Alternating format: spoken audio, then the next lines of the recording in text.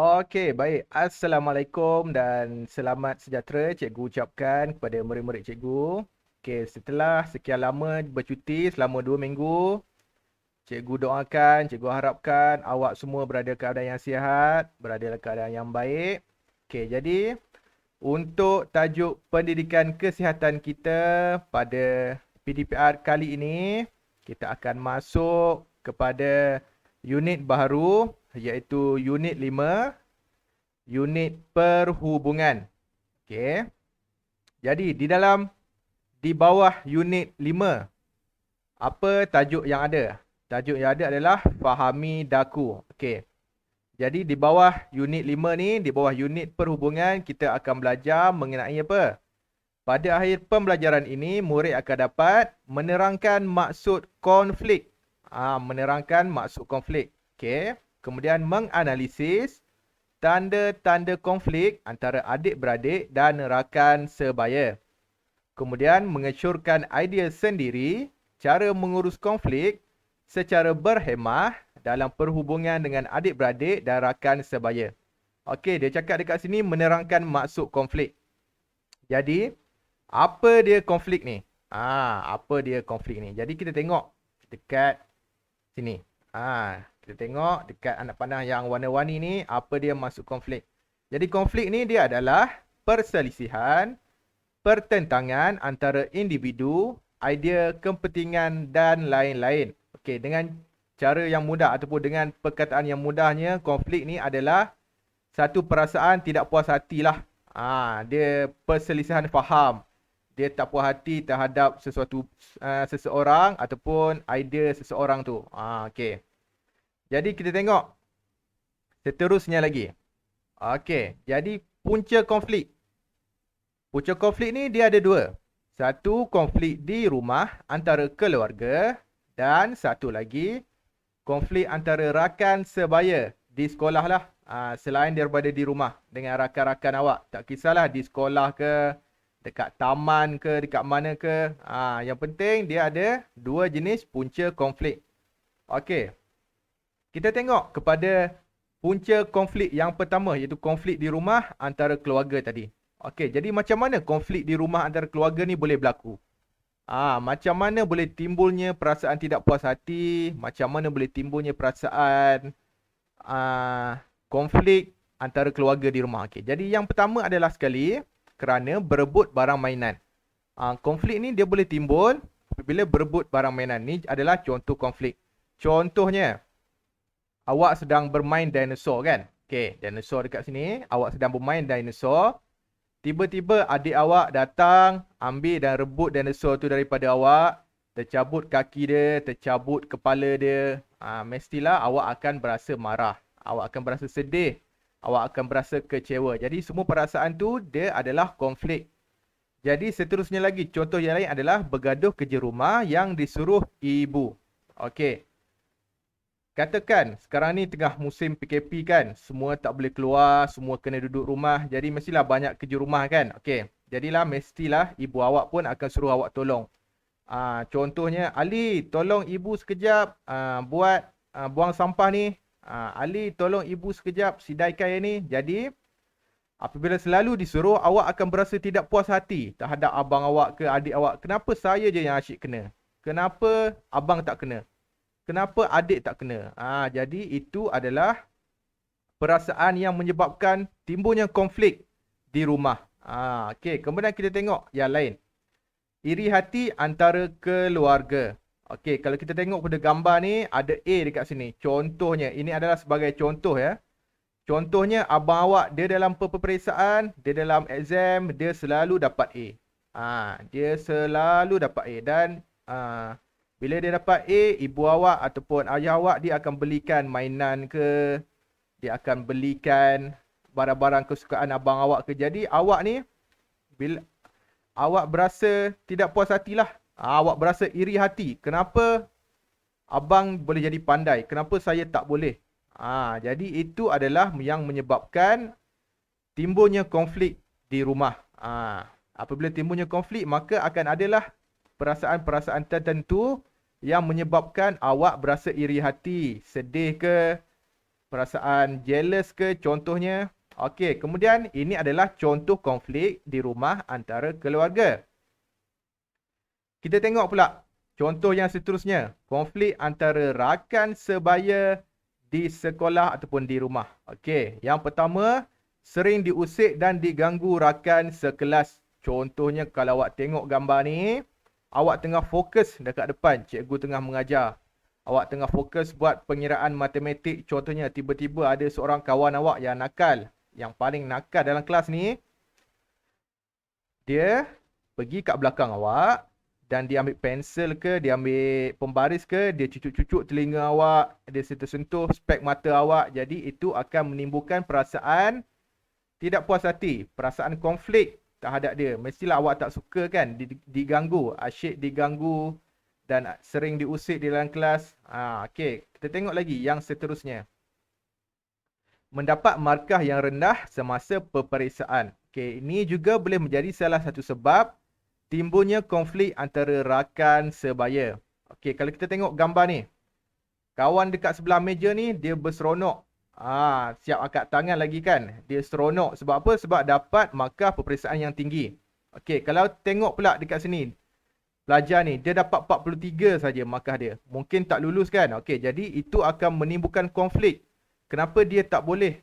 Kenapa saya tak boleh? Kenapa kawan saya boleh? Jadi ini akan menyebabkan timbulnya perasaan sedih ke, murung ke, dan menyebabkan awak akan rasa jealous terhadap kawan awak. Contohnya. Okey, kemudian kita tengok lagi. Contoh yang ketiga, konflik antara rakan sebaya. Rakan dalam kelas mengambil barang dengan sengaja. Okey, ni ada pen, ada pensel warna merah dekat sini. Katakan awak tengah menulis, nak buat kerja sekolah, tiba-tiba ada kawan awak, dia main suka hati dia je dia ambil pensel awak kan. Dia suka hati dia je dia ambil pensel awak, mestilah awak akan berasa marah kan. Okey, awak akan berasa geram. Jadi apabila awak ada perasaan tersebut, jadi itulah yang dinamakan konflik. Okey, jadi macam mana kita nak tahu itu adalah konflik ataupun tidak? Macam mana kita nak kenal pasti dia itu adalah konflik ataupun tidak? Okey, cara untuk kita mengenal pasti dia sama ada konflik ataupun tidak adalah dengan mengenal pasti tanda-tanda konflik. Okey, jadi tanda yang pertama apa? Tanda yang pertama apabila awak berasa marah. Marah sangat-sangat.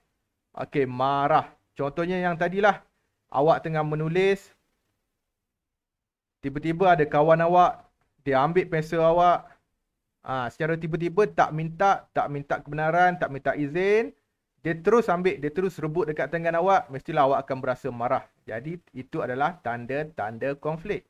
Okey, kalau yang lebih teruk lagi, bengis. Muka dia bengis sangat-sangat. Sebelum ni marah biasa-biasa je, tetapi tiba-tiba kali ni sebab dah tak tahan sangat, tiba-tiba jadi pemarah yang sangat. Jadi bengis. Muka pun dah bertukar jadi merah. Sebab apa? Sebab marah sangat. Okey, jadi itu adalah salah satu tanda konflik. Okey, kemudian tanda yang lain lagi adalah murung. Murung ni macam sedih. Macam tekanan. Contohnya kalau awak tak dapat barang mainan yang adik awak dapat. Jadi itu akan menimbulkan konflik. Kenapa adik dapat, kenapa saya tak dapat? Jadi itu akan menyebabkan awak berasa murung. Kemudian kecewa. Kecewa.